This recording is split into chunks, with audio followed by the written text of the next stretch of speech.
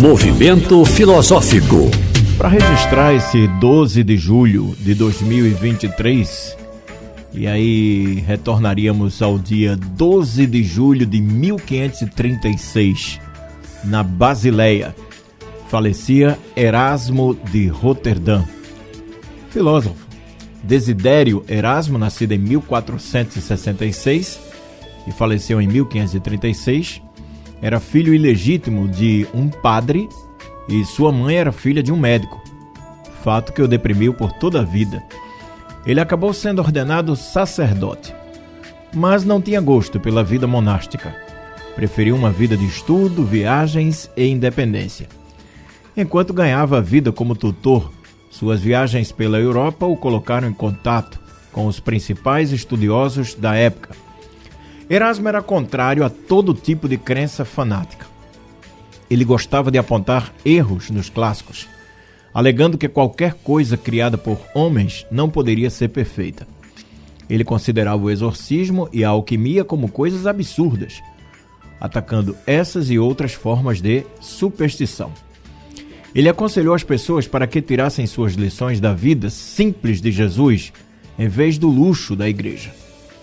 Erasmo acreditava que a guerra era causada pelo fanatismo e que não passava de homicídio, e ficava especialmente perturbado com os bispos que se tornaram ricos e famosos por causa da guerra.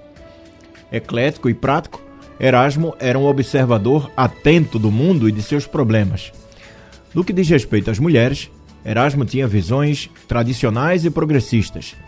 Elogiou as mulheres por seu papel como cuidadoras, mas argumentou contrariamente à visão predominante que elas deveriam ter acesso à educação.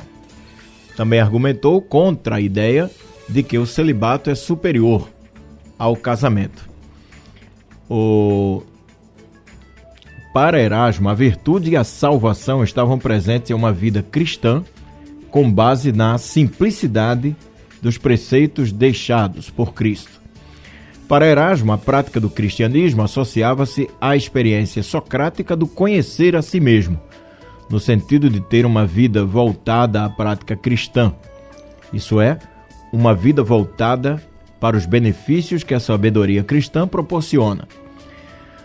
Na obra dele, Elogio da Loucura, é possível termos acesso à ideia que se tornou característica da figura de Erasmo, a ideia de loucura. Segundo o professor Dr. Fábio Ferreira, em História da Filosofia Moderna, essa ideia central na obra erasmiana está vinculada a uma série de situações que estão ligadas ao que o pensador denomina loucura. Em outros termos, o conceito tem matizes que, de um lado, apontam para a questão da fé e, em outro extremo, para as características mais nefastas do ser humano. O livro O Elogio da Loucura é de 1511. Mas aqui eu tenho em mãos uma obra para você que nos acompanha, para você que vê, chamada Erasmo, Diálogo Ciceroniano. Ele traz o método do diálogo socrático irônico e cria 3 personagens: Buléforo, Nosópono e também o outro personagem chamado Hipólogo. É bem interessante, porque o Nosópono é um personagem que toda a sua obra, todos os seus escritos tinham que estar baseados em Cícero, o famoso orador romano. E é uma peleja da época, porque era uma verdadeira moda, uma febre.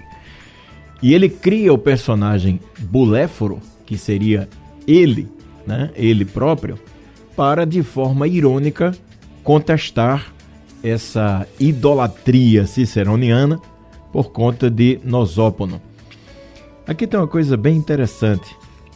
Acabei pensando algo para a gente trazer, que é a seguinte.